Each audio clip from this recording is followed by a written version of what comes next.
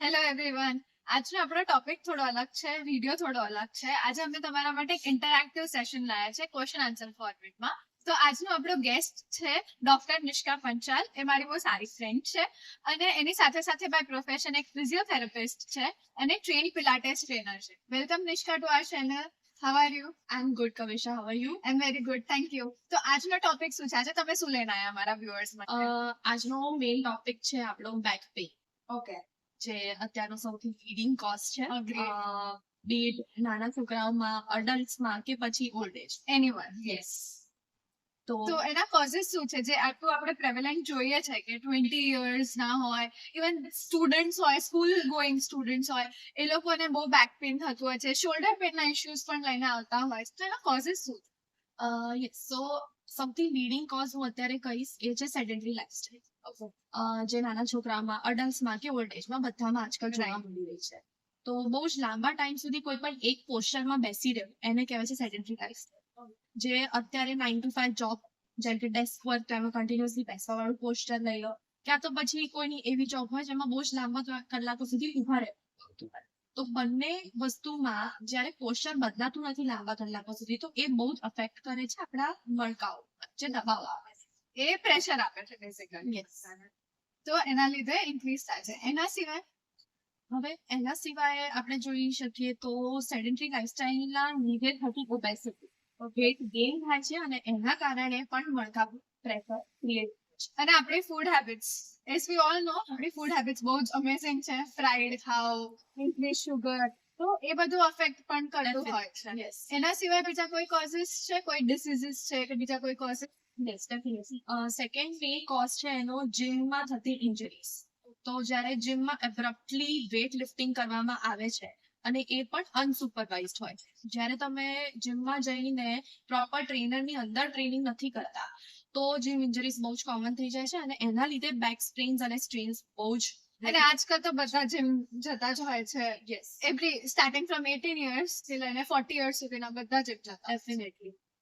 અને એના સિવાય અગર આપણે વાત કરીએ તો બીજા બધા ડિઝીઝીસ છે, જેમ કે ઓસ્ટિયોપોરોસિસ છે, ઓસ્ટિયોઆર્થરાઇટિસ છે, તો એવા એના કારણે પણ બેક પેઇન થાય. તો આપણે જાણ્યા રિસ્ક ફેક્ટર્સ ને કોઝિસ. ઓકે, હવે આ બધું અનઅવોઇડેબલ વસ્તુઓ છે. ડેસ્ક જોબ તો હું છોડી નથી શકવાની. યસ.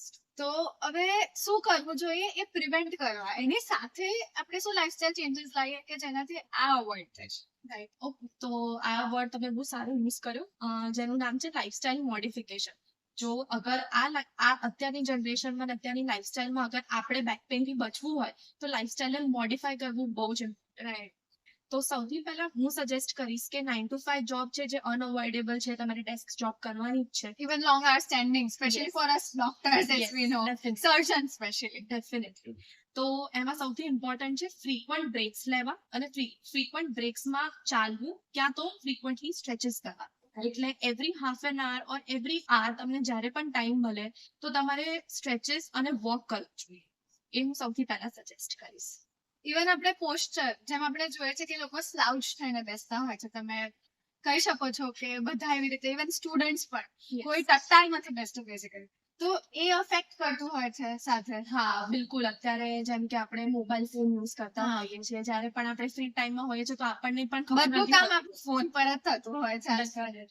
એટલે આપણને ખબર નથી હોતી કે આપણે કયા પોસ્ચરમાં બેઠા છીએ. તો સૌથી પહેલા તો કોન્શિયસલી આપણે માઇન્ડમાં રાખવું જોઈએ કે હું કેવા પોસ્ચરમાં બેઠો છું. જો તમે કોઈ પણ કામ કરો છો તો તમે સ્લાઉચ થઈને ના બેસો, તમે એકદમ સ્ટ્રેટ બેસો, તો એ પણ તમારા બેક ઉપર ઓછું. Even neck.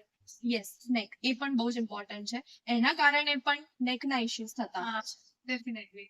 અને એના સિવાય કોઈ સ્ટ્રેન્થનિંગ એક્સરસાઇઝીસ કે ફ્લેક્સિબિલિટી કે એવું કોઈ તમે કોઈ એક્સરસાઇઝ સજેસ્ટ કરી શકો છો એ લોકોને, જેનાથી એ લોકો આ બધું અવોઇડ કરી શકે? Yes, definitely. ફ્લેક્સિબિલિટીમાં તો તમે ફ્રીક્વન્ટ અલગ અલગ સ્ટ્રેચીસ કરી શકો છો, જેમ કે તમે ઊભા છો તો તમે બેકવર્ડ બેન્ડિંગ કરી શકો છો પ્રોપરલી. અને બીજું, જીમમાં હું બહુ જ એવું સજેસ્ટ કરું છું કે કોઈ પણ વેટ લિફ્ટિંગ ના દરમિયાન તમે કોરને એન્ગેજ કરો. કોર મસલ્સ એટલે આપણા પેટના અને બેકના મસલ્સને કહેવામાં આવે છે. તો જ્યારે બી તમે કોરના મસલ્સને અંદર ટકિંગ કરીને કોઈ પણ એક્ટિવિટી કરો છો તો બેક પર specially four gym going people. Yes, તો એટલું જ બેક પર લોડ ઓછું આવશે અને સ્ટ્રેન્સ 80 to 85% થશે.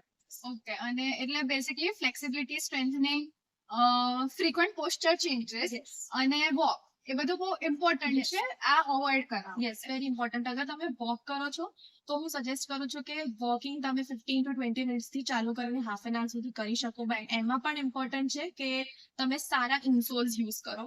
મેમરી ફોમ હું અત્યારે લીડિંગ છે, જેમ કે તમે સ્કેચર્સ જોઈ શકો છો તો એ પ્રોવાઈડ કરે છે મેમરી ફોમ ઇન્સોલ્સ.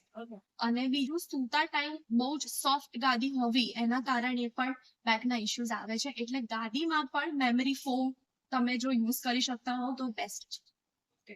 આ તમે જે કીધું મેમરી ફોમ છે, ઇન્સોલ્સ છે, એ બધું બહુ ઇમ્પોર્ટન્ટ છે ડેફિનેટલી.